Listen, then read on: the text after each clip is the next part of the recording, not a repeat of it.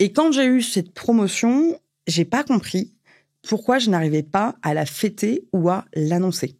C'est-à-dire que vraiment, je l'ai quasiment dit à personne.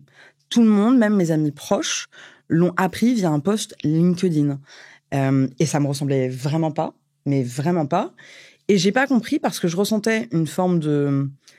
J'étais contente, mais je sais pas comment expliquer. J'ai pas ressenti un feu d'artifice. Alors que d'habitude, moi, je suis vraiment quelqu'un, dès qu'il y a une bonne nouvelle, dès que ça fait 1 an que je suis dans quelque chose, je le fête. L'année dernière, pour mes 1 an aux Un Rock, j'ai convié toutes mes collègues pour qu'on aille déjeuner ensemble, dehors. Enfin, j'ai organisé une fête avec mes copines. Enfin, je suis quelqu'un qui fête les grands moments. Et là, pas du tout. Et je me suis dit, mais pourquoi? Et donc là, vous vous dites, mais pourquoi elle me parle de cette promotion? Tap.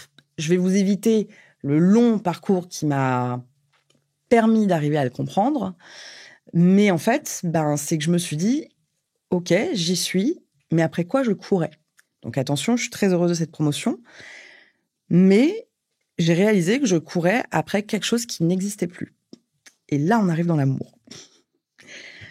Pour celles qui me suivent depuis déjà quelques temps, vous le savez, j'ai perdu mon compagnon qui s'est suicidé il y a quelques années, il y a 13 ans ou 14 ans maintenant.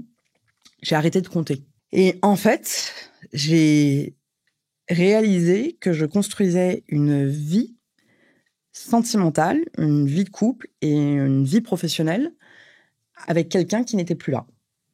Là, tout de suite, c'est un peu abstrait et je sais pas si je vous l'exprime bien parce que j'ai pas... Enfin, si je vous l'exprime de manière assez claire, parce que c'est un sujet qui est hyper dur, qui est hyper douloureux.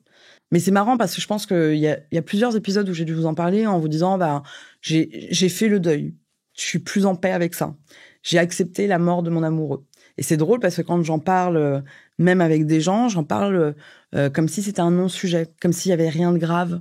Je dis toujours que j'ai eu beaucoup d'amour pour lui, qu'on a eu une relation merveilleuse, incroyable, mais j'en parle toujours comme si c'était un non-sujet, presque en faisant des blagues des fois.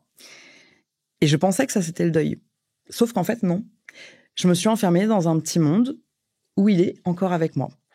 Et je rêvais d'être journaliste, mais j'en rêvais aussi quand je vivais avec lui, quand j'avais 22 ans. Lui, il était directeur artistique, il travaillait beaucoup pour des magazines, pour des marques de mode, il représentait quelque chose qui était de l'ordre de l'inatteignable, du fantasme pour moi, une vie qui me paraissait mais impossible à avoir. Et la vie que j'ai aujourd'hui, c'est la vie que je rêvais d'avoir avec lui à l'époque. C'est ça que j'avais imaginé. Quand je pense aujourd'hui à ma vie, à chaque fois, je lui parle en lui disant « mais regarde la vie qu'on a ». Sauf qu'en fait, on l'a pas, cette vie. Cette vie, on l'a pas parce que je suis seule dans cette vie-là, à la construire avec un fantôme. Alors, je vais employer une tournure de phrase qui est un peu... je sais pas si c'est la bonne, mais en fait, en ayant cette promotion, en fait, le jeu, il est fini. Voilà. Je suis arrivée là où je voulais être. Sans Rodolphe, toute seule, enfermée dans mon quotidien d'addict au travail, de meuf qui ne laisse plus la place à rien d'autre que le travail, et qui est persuadée que quand elle rentre chez elle, il y a son amoureux qui est mort il y a 13 ans. Alors, c'est pas de la schizophrénie, je savais bien qu'il n'était pas là, mais tous les objectifs que je me suis mis, c'était pour nous rendre fiers, nous deux.